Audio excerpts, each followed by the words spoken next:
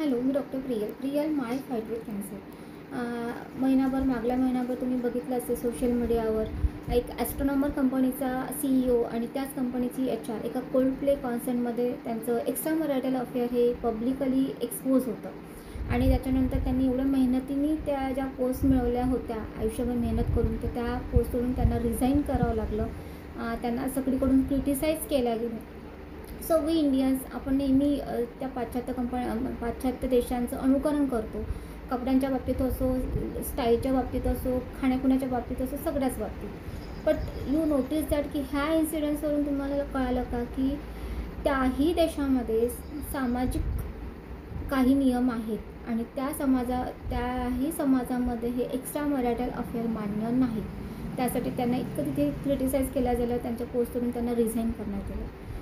तर जसं आपल्याला समाजात जगताना समाज लागतो, समाजाशिवाय आपण जगू शकत नाही, तसं त्याही देशांमध्ये आणि त्यांच्याही देशामध्ये काही समाजाचे नियम आहेत, तर त्याच्यामध्ये एक्स्ट्रा मॅरिटल अफेअर हे मान्य नाही आहे. तर हा व्ह्यू त्याच्यामधून मला असं वाटतं की तुम्ही सगळ्यांनी लक्षात घ्यायला पाहिजे. सेकंड थिंग की जो ॲस्ट्रोनॉमर कंपनीचा जो CEO होता, त्याला रिझाईन केला. त्याच्यानंतर त्याच्या वाईफनी सुद्धा त्याला डिवोर्स फाईल केला. तर ह्यातूनही एक गोष्ट म्हणजे एक समजण्यासारखी आहे की कुठलीही स्त्री सगळ्या गोष्टी, नवरा वाईट असेल, नवरा व्यसनी असेल, सगळ्या गोष्टी मान्य करू शकते. स्वभाव काही विचित्र असेल तेही मान्य करू शकते. पण नवऱ्याचं अफेअर, तेही 3 मुलं असताना जर तो करत असेल तर ती कुठलीही स्त्री सहन करू शकत नाही. आणि फायनली त्यांचा डिवोर्स फाईल त्याची वाईफ करते.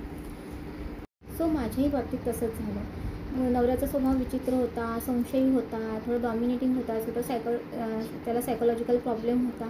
पण हे सगळं मी सहन करत होते, ठीक आहे करत.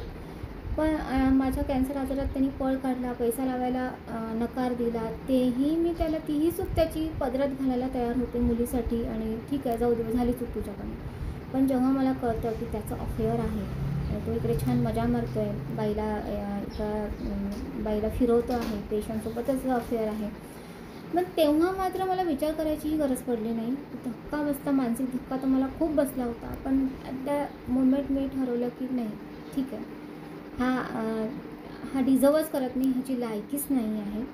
आणि हा जो धक्का होता, हा जो माझा ट्रस्ट ब्रेक होता, तो मला त्या रिलेशनशिपमधून निघायला मदत झाली आणि फायनली मी ते डिवोर्सचं डिसिजन घेऊ शकले.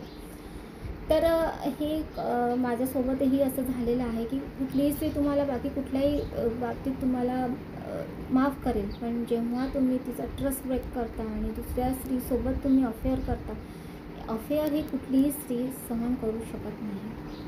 सो माझ्याही बाबतीत तसंच झालं. आणि जेव्हा नवऱ्याचा अफेअर कळला तेव्हा मी डिसिजन घ्यायला मला उशीर लागला नाही. खूप भावनिक होतं सगळ्या गोष्टी, खूप धक्का होता, विश्वास बसेना, पण ते झालं. आणि फायनली त्या एका टॉक्झिक टॉक्झिक माणसाकडून मी स्वतःला बाहेर काढू शकले. Thank you so much.